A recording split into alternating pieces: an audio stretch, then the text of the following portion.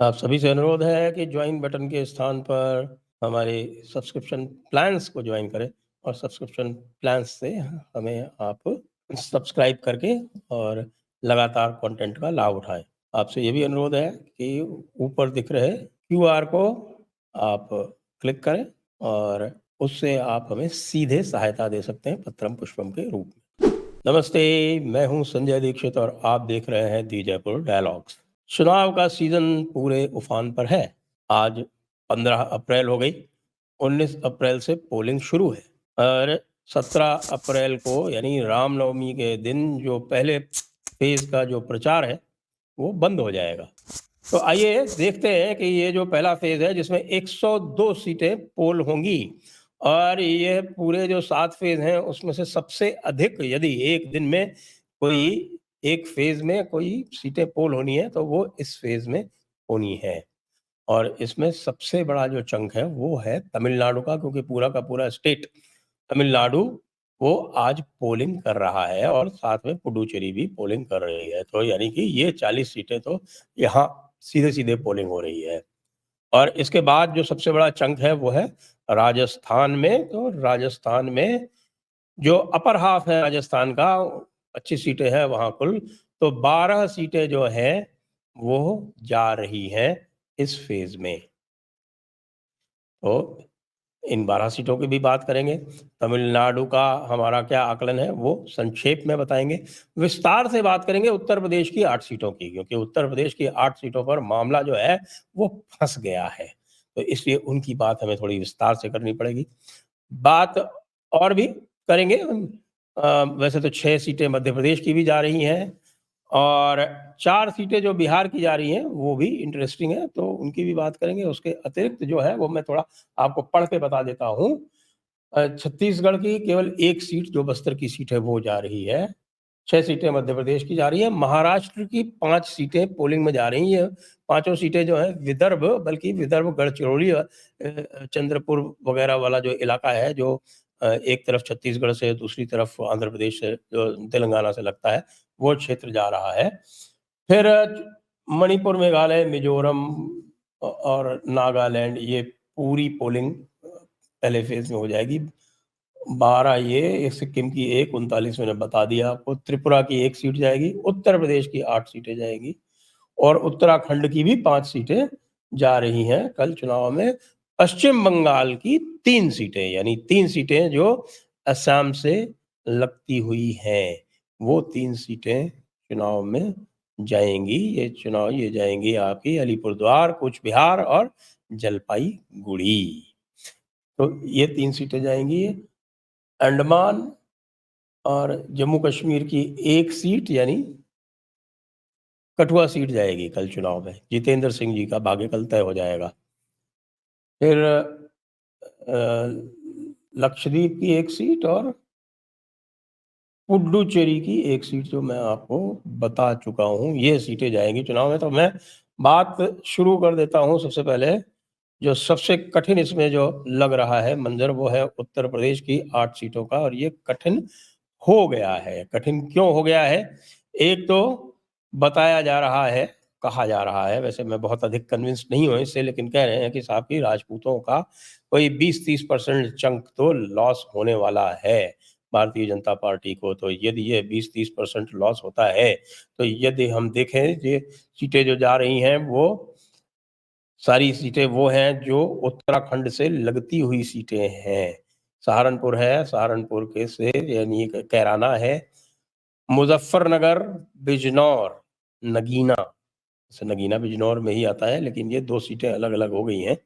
मुरादाबाद, रामपुर, 7 सीटें ये प्लस पीलीभीत, ये 8 सीटें जा रही हैं। तो हम आरंभ करते हैं सबसे पहले पीलीभीत से। पीलीभीत में आपको पता है वरुण गांधी का मामला था। वरुण गांधी का टिकट काट दिया गया। जितिन प्रसाद को भारतीय जनता पार्टी ने टिकट दे दिया और वहां पर एक गंगवार, नए गंगवार को टिकट दे दिया समाजवाद पार्टी ने, और मुसलमान खड़ा कर दिया बहुजन समाज पार्टी ने। अब ये देखने वाली बात है, वैसे तो यहाँ पे 7 लाख से जीते थे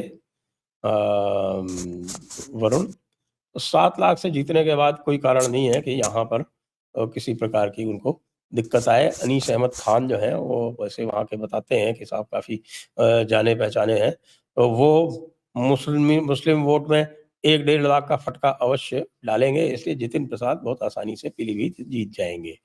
हो सकता है 7 लाख से ना जीते, लेकिन 3-4 लाख से कहीं ये सीट नहीं गई है।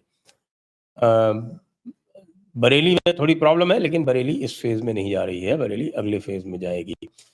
फिर बदायूं में भी खेल खेला है बहुजन समाज पार्टी ने, और बदायूं में एक मुस्लिम प्रत्याशी उतार दिया है, तो आनंद आएगा, लेकिन वो भी इस फेज में नहीं है।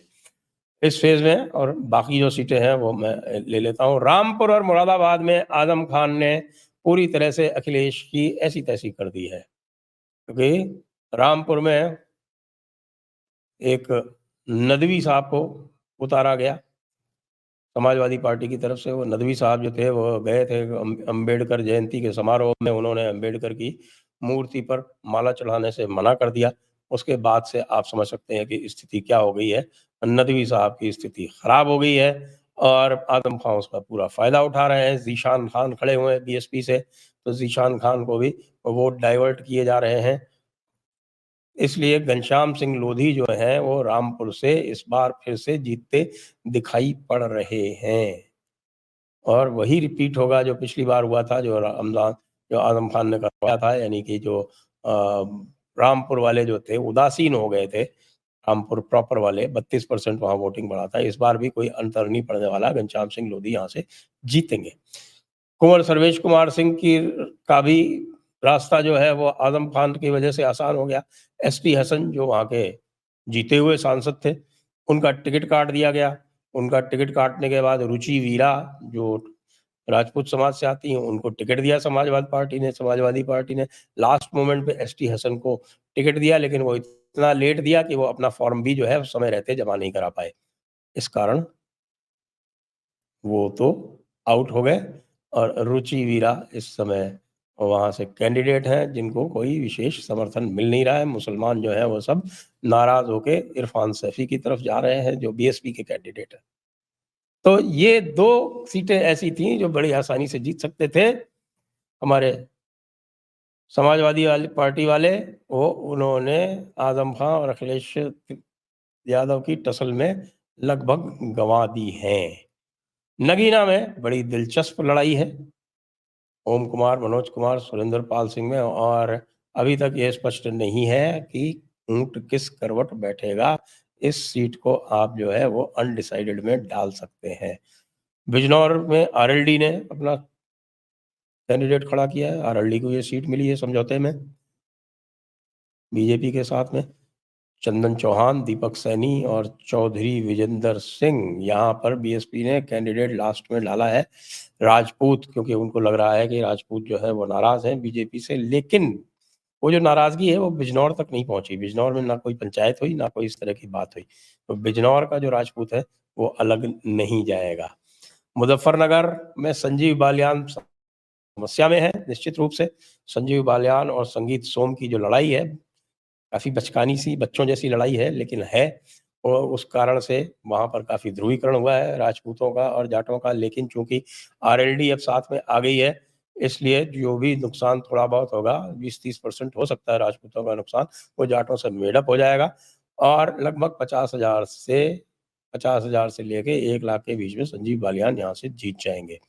तो 8 में से ये 6 सीटें तो बीजेपी, 5 सीटें तो बीजेपी निश्चित निकाल रही है। उसको बिजनौर में एज है आरएलडी को, तो एनडीए की हम ये कह सकते हैं कि 5+1, 5 पक्की और 1 पोटेंशियल, जिसमें उसको एज है। अब समस्या आ रही है कैराना और सहारनपुर में। कैराना में प्रदीप कुमार चौधरी से भारी नाराजगी राजपूतों की हुई। राघव लखनपाल जो थे वो पिछली बार हारे हुए थे। अब वहाँ पर 2 मुसलमान कैंडिडेट खड़े हुए हैं, इमरान मसूद और माजिद अली में ये जो ध्रुवीकरण हो जाता है वोटों का, और लग तो नहीं रहा है, लग तो रहा है कि अधिकतर वोट जो है वो कांग्रेस के इमरान मसूद की तरफ जाएंगे मुसलमानों के।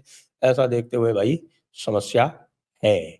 आते हैं राजस्थान पर। राजस्थान की जो पहली 12 सीटें जा रही हैं उसमें से इस 12 सीटों में से लगभग 4 सीटें जो हैं वो डाउटफुल की कैटेगरी में हैं। पिछली बार आपको याद है, पिछली बार भी एनडीए ने, यानी कि उनका आरएलपी से गठबंधन था, 25 की 25 जीती थी और 2014 में भी 25 की 25 जीती थी। वैसे तो अधिकतर जो पोलस्टर्स हैं वो फिर से 25 की 25 बता रहे हैं, लेकिन मुझे इसमें डाउट है। इसमें कम से कम 4 सीटें जो हैं वो मुझे डाउटफुल लग रही हैं। वो हैं चूरू, झुंझुनू, दौसा और करौली इस फर्स्ट फेज में।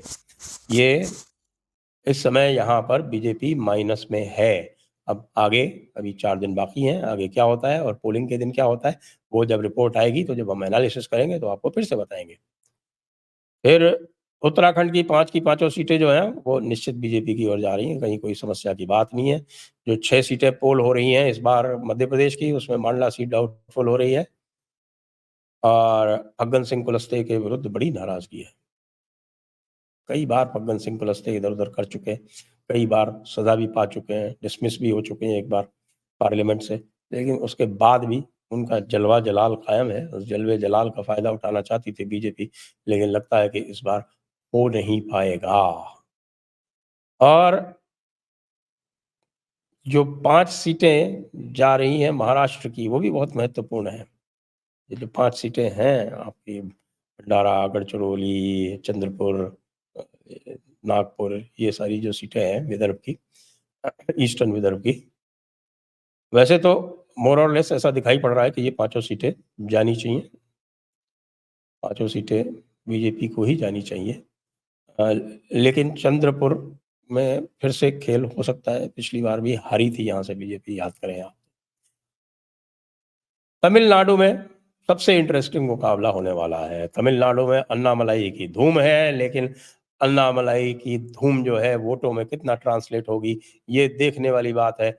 हमने कल यहाँ पर प्रेडिक्ट किया था कि 5 सीटें भारतीय जनता पार्टी की आएँगी और 3 से 5 जो हैं उनके एलाइज़ की आएँगी। और ये 5 सीटें जो मैं बता रहा हूँ, वो है कन्याकुमारी, तिरुनेलवेली और कोयंबटूर, जहाँ अन्नामलाई खुद लड़ रहे हैं, वेल्लोर और नीलगिरीज़। और जो एलाइज़ की आने वाली हैं, वो थेनी पक्की है, रामनाथनपुरम में एज है, धर्मपुरी में भी एज है। और ये भी कहा जा रहा है कि चेन्नई की एक सीट भी संभावना है। असली बात तो पोलिंग के बाद पता चलेगी। तो ये जो सिनेरियो बन रहा है, उसमें से 40 सीटें तो आप ये अलग कर लो, तो इसमें से तो 5 ही सीटें आने वाली हैं। बाकी जितनी भी सीटें हैं, उसमें से जो आपकी 62 सीट्स बची, उन 62 सीट्स में 50 से ऊपर भारतीय जनता पार्टी जीतने जा रही है। तो ओवरऑल टैली फर्स्ट फेज़ में 55 से लेके 60 तक रहने वाली है भारतीय जनता पार्टी की। तो ये लेखा-जोखा मैंने आपको बता दिया फर्स्ट फेज़ का। अभी हम लगातार इसके ऊपर और भी चर्चा करते रहेंगे और आप लोग लगातार बने रहें, क्योंकि अब ये सीरीज़ जो है हमारी कंटिन्यूअसली चलती रहेगी। जैसे आज हमने फर्स्ट फेज़ की अगर चर्चा की है, तो हम अब स्टेट बाय स्टेट भी चर्चा करते जाएँगे। मैं उसको जो है अलग से भी अपने सोलो भी करूँगा उसके ऊपर, और दूसरे जो अच्छे इलेक्शन एनालिस्ट हैं उनके साथ में उनकी जो चर्चाएँ होंगी, जो डिस्कशंस होंगे, वो भी करूँगा। यद्यपि हम ओपिनियन पोल नहीं कर पाएँगे चुनाव आरंभ होने के बाद, लेकिन विश्लेषण तो हम लगातार करते रहेंगे। इसलिए आप लोग लगातार जयपुर डायलॉग से जुड़े रहें। हमारी चैनल को सब्सक्राइब अवश्य करें जिन्होंने ये नहीं किया है, और वीडियो को लाइक भी करें, शेयर भी करें। जय हिंद, जय भारत, वंदे मातरम।